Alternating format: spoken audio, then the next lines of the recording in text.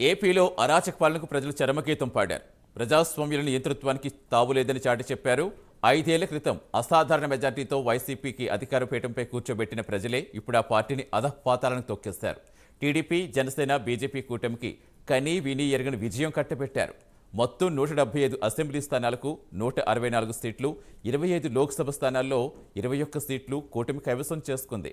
Why not 175 అని బీరాలు పలికిన Jagan party 11 assembly సీట్లు, 4 లోక్సభ స్థానాలతో సరిపెట్టుకోవాల్సి వచ్చింది.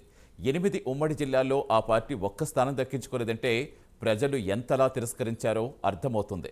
రాజ్యాంగాన్ని, వ్యవస్థల్ని లెక్క చేయకుండా విర్రవీగితే, కక్ష సాధింపే అజెండాగా తప్పుడు కేసులు పెట్టి వేధిస్తే ఎలాంటి గతి పడుతుందో ఈ ఫలితాలే నిరూపించాయి.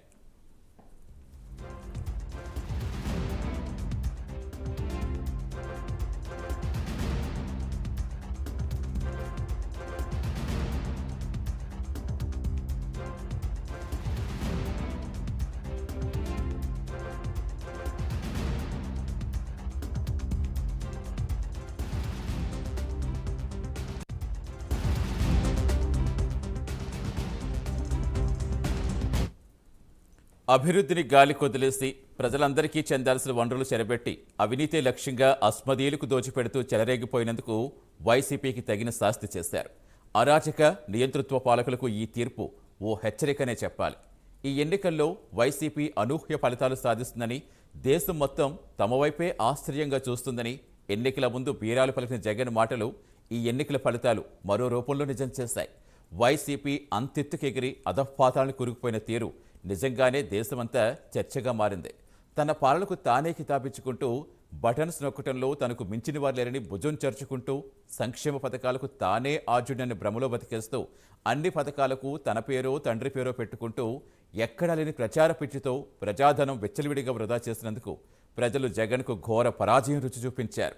సొంత డబ్బులేవో జేబులోంచి తీసి ఖర్చు చేసినంతగా చెబుతూ ప్రజలంతా తనకు రుణపడి ఉండాలన్నట్టుగా ఆయన చేసిన విన్యాసాలకు తగిన శాస్తి చేశారు.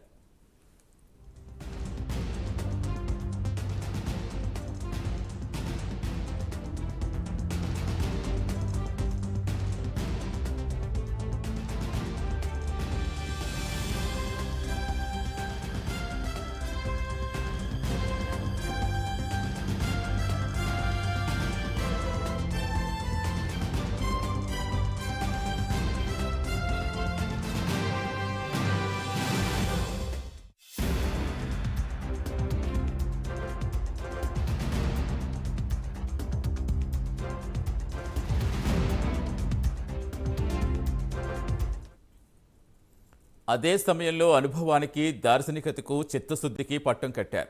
రాష్ట్రం అభివృద్ధి చెందాలన్నా, పిల్లల బంగారు భవిష్యత్తు కావాలన్నా చంద్రబాబు వల్లే సాధ్యమని మరోసారి బలంగా నమ్మారు.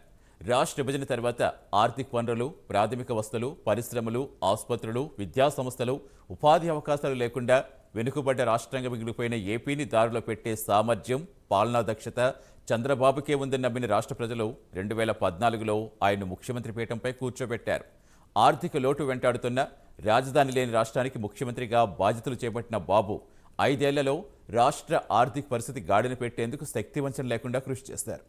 రాజధాని అమరావతికి భూసేకరణ ప్రణాళిక పూర్తి చేసి మౌలిక వసతులు, భవనాల నిర్మాణం ప్రారంభించి వేగంగా కొనసాగించారు. పోలవరం ప్రాజెక్టు పరుగులు పెట్టించారు. దానికి ముందే పట్టిసీమ ప్రాజెక్టును పూర్తి చేశారు. రాయలసీమకు శ్రీశైలం జలాలు అందించి ఉద్యాన పంటలకు హబ్గా మార్చారు. కియా వంటి భారీ పరిశ్రమలు తీసుకొచ్చారు. ఐటీ రంగానికి బలమైన పునాదులు వేసి అనేక కంపెనీలు తీసుకొచ్చారు. విశాఖను ఆర్థిక రాజధానిగా అభివృద్ధి చేసేందుకు వేగంగా చర్యలు తీసుకున్నారు.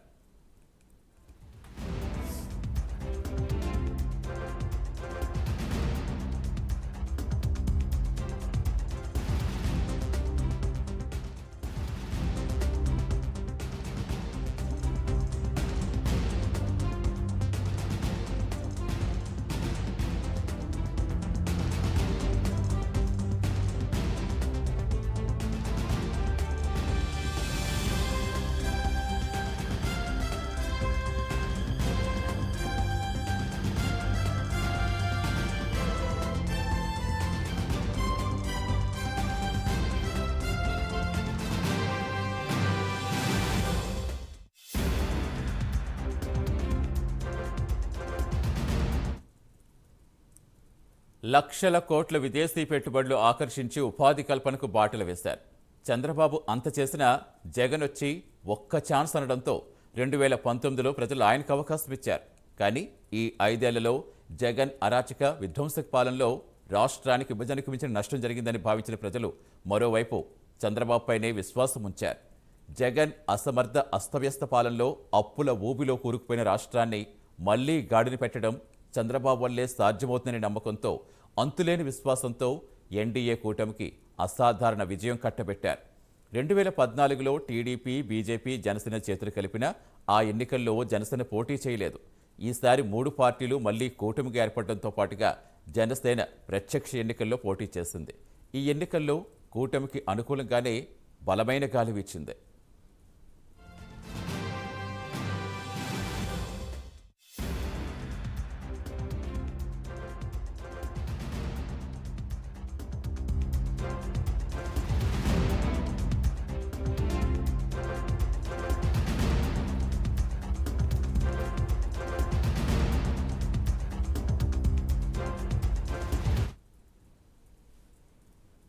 ఏపీ ఫలితాలు ఎంతో చారిత్రాత్మక